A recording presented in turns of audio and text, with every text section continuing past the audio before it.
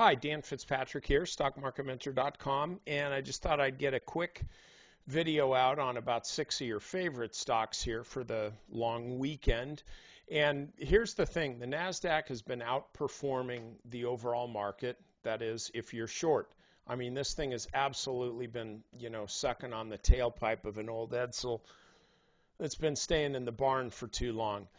Just really, really brutal. And so when are we going to see this start to stabilize at least? And I'm telling you, it's still all about the FANGs.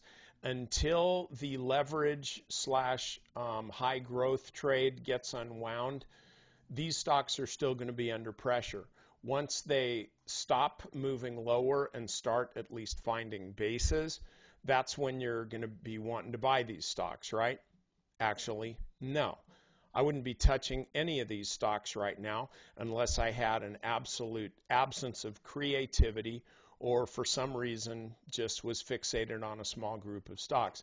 These are like yesterday's news. I'm not telling you anything you don't already know, but for some, I might just be telling you stuff that you don't want to hear. Let's go through these on the weekly chart.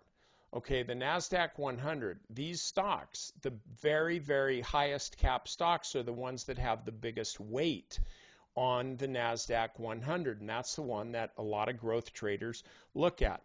They also look at the 50 here, the IBD 50, okay? Even though none of the stocks that we're looking at are in the IBD 50, we need to be watching the IBD 50 along with the QQQs, and that starts with Facebook. Until Facebook stops being faceplant, look for lower lows.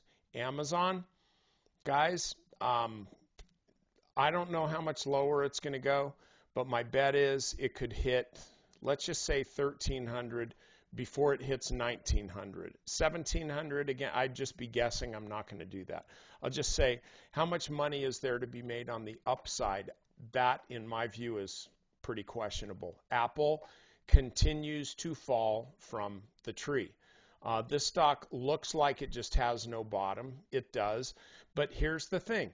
Okay, this is a company, I would love to own Apple because I could say, you know what?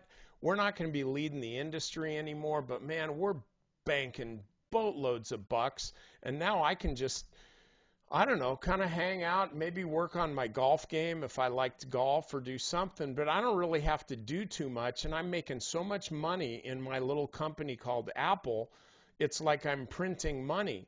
I'll let other people worry more about growth.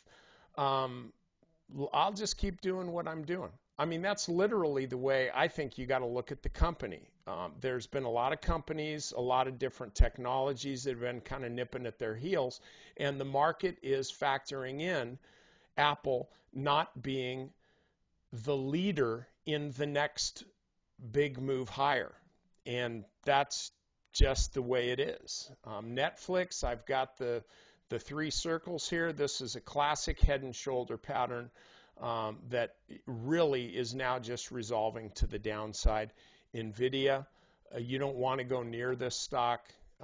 There's a lot of talk about, this is the whole Bitcoin thing because Bitcoin mining, it costs more money to mine Bitcoins than the Bitcoins are worth. So it's kind of like mining fool's gold. And so because of that, the Nvidia chips, which were very efficient at that, aren't really in such high demand. I don't know about any of that. I mean, I read the stories just like you do. I just look at this chart, and there's nothing about this stock that I want to own. It looks like it's a little bit overdone to the downside, but just because something's overdone to the downside doesn't mean I want to buy it. And then lastly, Google, down to $1,000 or so. No reason why this stock can't go lower as well. I can think of a lot of reasons why it can't really go too much higher, and that is because as I look at this chart, all I see is a red box of pain from everybody who was buying Google on the way down. So let these stocks settle out before you start looking at just kind of at the tech market as a proxy for growth. There are stocks out there, members I'm covering about 12 or 13 of them that I'm really keeping an eye on that have withstood the selling really well. None of these stocks in this video are on that list. So anyway, that's it here. I'll see everybody on Monday.